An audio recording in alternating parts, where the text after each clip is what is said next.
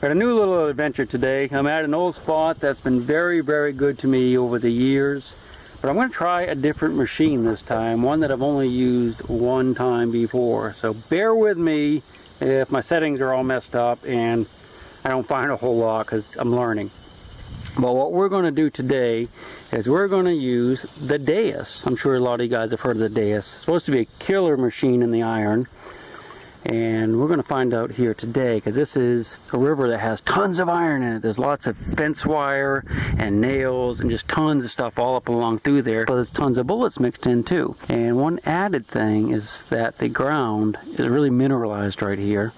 And it just drives machines crazy. Like some of the other machines I use, you can only get like 1 to 2 inches depth here. But everything is really shallow anyway, so it doesn't matter a whole lot. Now, I forgot all my bungee cord, so I have this just stringed off to me. There's not much current here today, so we won't have a lot of problem. This is the control box for the Deus. We'll just turn it on real quick. As long as you have it in this bag right here, you can put it underwater. And normally, I would use I'm going to turn the speaker on today. So put yes for the speaker.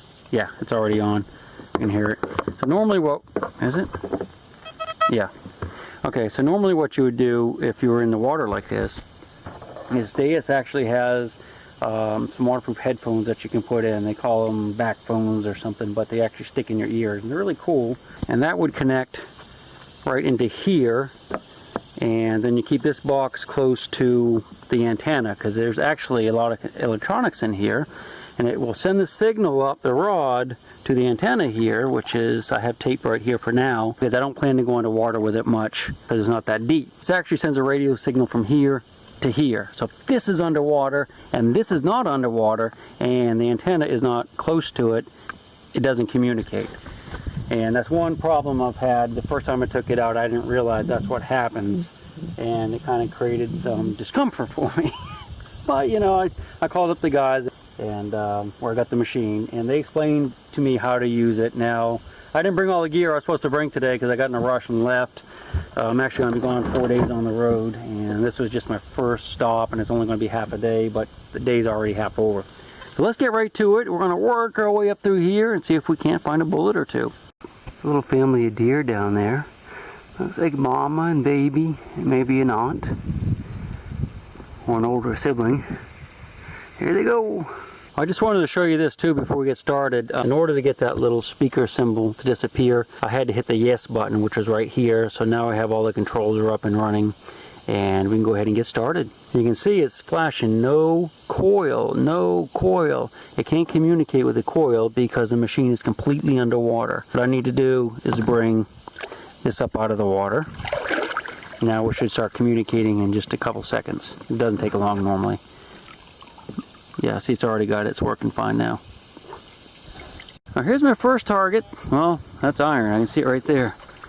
Now let's just listen to it. It actually sounded pretty good. Listen.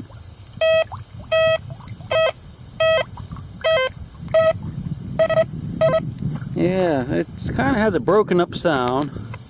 That's the reading there. I just went off, but yeah, I can see that's a piece of iron, so we won't bother digging. I haven't been hearing too much until I got to here. I mean, I've been hearing a lot of little clicks for iron, but this sounds a little better. Right there. I don't know if I can show you the box, what it looks like. Well, I can't, but that sounds like something. Yeah, I'll get that box situation fixed up better next time I come out here.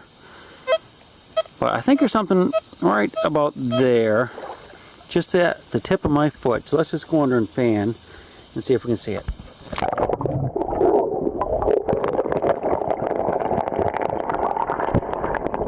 Alright, so let the water clear. Let's go under and look. I'll put it right here in front of me like this. That way it kind of washes up against my legs. Alright. Let's see what she is.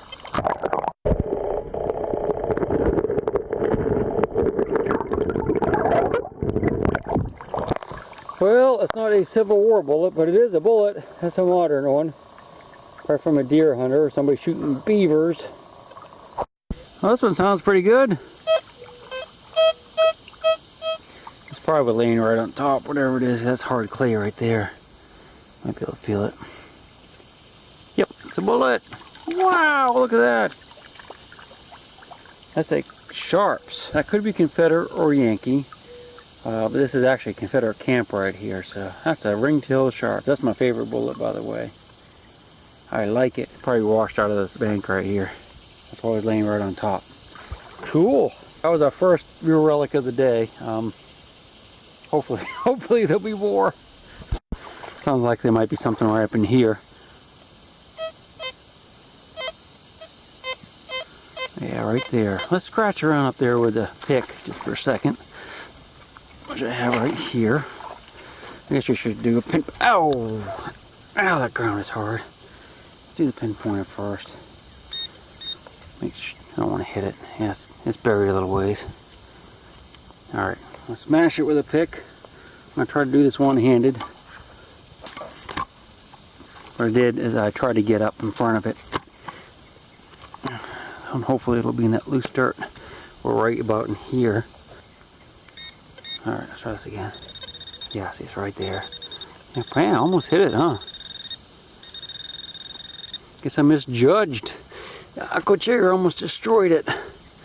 Take it with the fingers a little bit. I have to turn the camera off and try that with a pick. Still down in there. Right on the side. I don't see it, do you? Shut up, you! God, too many strings here today. Let's see if we can just pop it out with this. Try to get on the other side of it. Oh, I'm having so much trouble with everything today. Hey. Alright. There it is. I see it. Do you see it? Right there. Look at that. Pretty sure that's going to be a bullet or at least a piece of melted lead. It's amazing how deep it got underneath there. I guess. Yeah, big piece of melted lead. You know what that means, don't you? That means there was a campfire right up here. We're going to go up in here and just look around a little bit.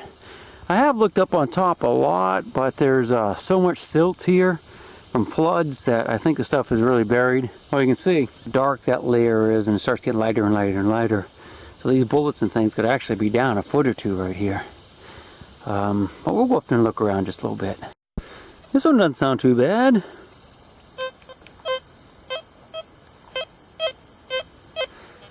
I'm not sure if it's big enough for a bullet. I think it's underneath. Well, let's get the pinpointer out. Let's see if we can track it down. Alright, you ready?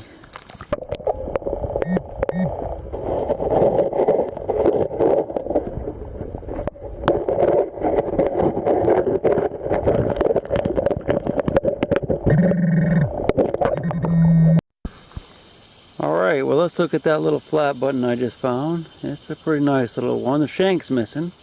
It probably popped off someone's jacket or undergarment. That's what it is. Nice little button. What's that, relic number 3? I like it. Something right down in here is making a lot of noise.